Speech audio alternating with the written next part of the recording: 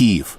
Тысячи украинцев приняли 1 января участие в шествии, отмечая день рождения Степана Бандеры, националистического лидера эпохи Второй мировой войны. Члены националистических партий, включая «Правый сектор», «Свободу» и Конгресс украинских националистов, развернули на шествии свои флаги. Степан Бандера стоял во главе партизан, боровшихся как против нацистов, так и против советских войск, хотя, по мнению некоторых историков, он изначально сотрудничал с нацистскими оккупантами на Украине.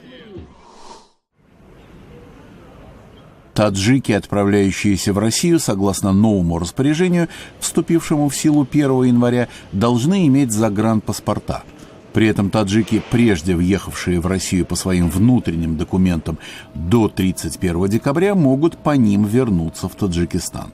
Москва ужесточила въездные требования для иностранцев, не входящих в недавно созданный Евразийский экономический союз России, Белоруссии, Армении и Казахстана.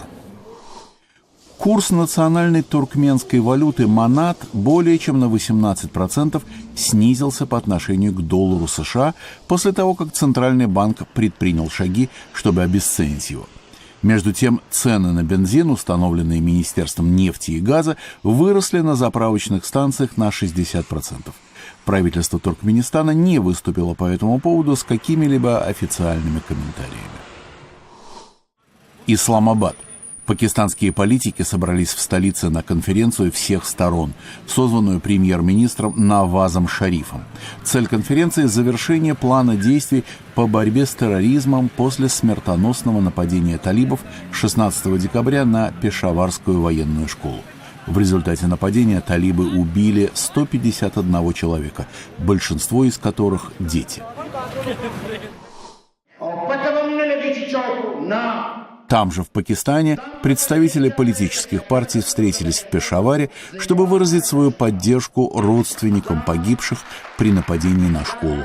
Политики призвали к комплексной и единой стратегии по борьбе с экстремизмом.